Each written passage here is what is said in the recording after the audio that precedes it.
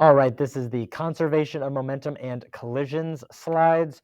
So we learned about momentum and the property of all material bodies to continue moving. All motion, objects in motion remain in motion. We call that property momentum.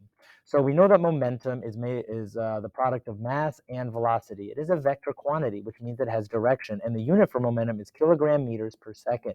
Now, if we ask the question, where do you get momentum to begin with? What does it take to change your momentum? Well, to produce a change of velocity, you have to apply a net force, but to change momentum, we invent the word like impulse. You have to apply an impulse to change momentum. In fact, impulse is change in momentum. So you can see the equations off to the side. These are all the same equation. So we know that impulses always occur in pairs. Impulse pairs are always equal in magnitude. Impulse pairs are always oppositely directed. Impulse pairs always occur simultaneously. Impulse pairs never cancel because they act on two different bodies. So those are the same as Newton's third law, as force pairs.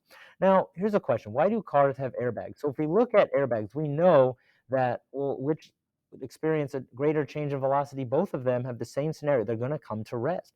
In which scenario does the airbag scenario does the dummy experience a larger change in momentum? Well, it's going to be the same. Assuming it's the same mass, so that means the same dummy, it's going to be the same change of velocity, so this change in momentum is going to be the same. Now, which scenario does that dummy experience a larger impulse? Well, impulse is change in momentum. They both experience the same change in momentum. It's bringing the same dummy to rest. So the impulse is going to be the same because the change of momentum is the same in each scenario. So in which of these scenarios does the dummy take a longer time to come to rest? It's going to be the airbag. So which of these scenarios does the dummy experience a larger force? It's going to be hitting the dashboard or that steering wheel because it takes such a quick time to come to rest. So that airbag increases the time that that force is applied, which decreases the force that's experienced by that person. So we can see that if it's assuming it's the same dummy, they're going the same velocity, and then they come to they crash, and they both come to rest. So the change of momentum is going to be the same. The impulse is going to be the same. However, impulse is made up of two different variables: the force and the time. And what that airbag does is it spreads the force out over a longer period of time, so the average force is going to be less. So let's talk about why lacrosse players use rackets. So if we're looking at throwing a ball, right? So we have three different scenarios. If you're looking at just using your wrist, your elbow, or the full body, well, which of these scenarios does the ball have a larger mass? It's going to be the same mass. It's going to be the same ball. So in which of these scenarios does the whole body experience a larger change in velocity? Well, you could throw the ball a lot faster if you use your whole body compared to your wrist. Now, which scenario does that ball experience a larger change of momentum? Well, think about it this way. Momentum is like the oomph. Like if you were to get hit with this ball, it would have a lot more momentum if you threw it with your whole body. So in which of these scenarios does that ball experience a larger impulse? Well, the change in momentum is going to be larger for the whole body, so that means that the impulse is going to be larger for the whole body. Now, which scenario was a force applied to the ball for the longest time? Well, it's going to be the whole body because you're applying that force for the whole time that you're in contact with it. Now, if that person wants to throw the ball as fast as possible, well, yeah, you could get stronger, but you want to maximize that time that force is applied. That's why just throwing with your wrist, you're not applying that force for a very long period of time, but your whole body, you're applying it for a longer time. So, yeah, so however, your wrist isn't much stronger than your elbow, so what you're doing is you're just increasing the time. So what I wanted you to see is that, yeah, you can throw it a lot faster by using your whole body. And let's just say the force is the same. Yeah, your whole body's stronger, but you're applying that force for a longer period of time. And lacrosse players and like some sports that use like rackets, what that does is that applies the force for even a longer period of time. It doesn't make that person stronger. It just applies that force for a longer period of time. So with this, we did the rocket sled challenge 2. Now remember, we're looking at for that third launch. So this one is just another like practice launch. But your goal is to make that first stage. Now this one, you have 5 students to place on the rockets. And there can be at least one student must be on each cart, but there's a max of 3 students per cart. So now you can recruit students. So that means you can have players from other groups that are on your launch.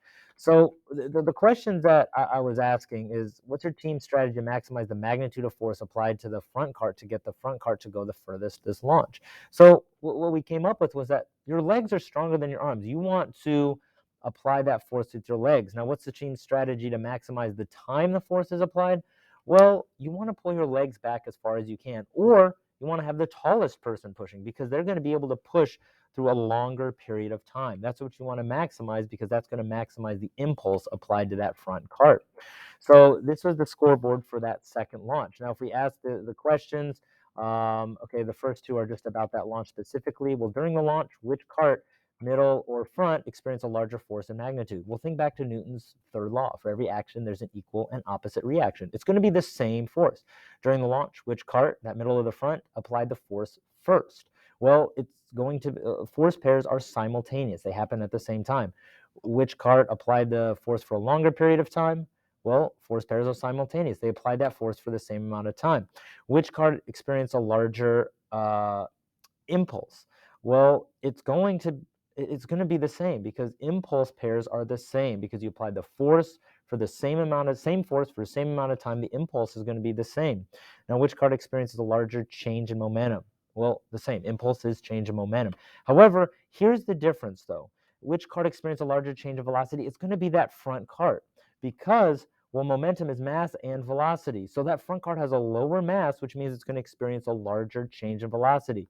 Think about throwing like a really heavy ball compared to a really light ball. You'll be able to throw that light ball a lot farther. So now let's talk about what happens to momentum during a collision. So to do this, we did the collision cart simulation. So we had 4 different scenarios in which we set it. The first 2 were explosion. And you can see here, let's look at these questions, right? So then we have an elastic collision and inelastic collision. So what do you notice about the total combined momentum before and after the collision? Well, in all of these scenarios, they're going to be the same before and after. So if we look at elastic collision and inelastic collisions, well, elastic collisions they bounce off each other. Inelastic collisions, they didn't.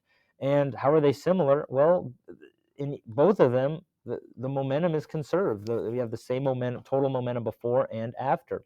So if we look at that first simulation, how is it possible for the total combined momentum of the carts to be 0 before and after the explosion if the carts are moving after the explosion? Well, yeah, individually, they're going to have momentum. But since you started with 0, you have to end with 0. So you're going to have positive momentum and negative momentum. One's going one way, one's going the other, and they balance out to equal 0 total momentum. Now, there are 2 things that cannot be done with momentum. So what you're looking for is you cannot create or destroy momentum. And if you look at that data, in every one of those scenarios, the momentum does not change before and after. Now explain what happens to the momentum of the carts during the collision. They get transferred. That momentum gets transferred from one cart to another. So if we apply this to the rocket sled challenge, what you were looking for is to put more mass in the back because, well, yeah, you're going to have the same momentum going forward and backward because they start at rest. However, you can manipulate the mass where the mass is, which will manipulate that change in velocity. And you want that front cart to go the fastest. So you want it to have the least amount of mass.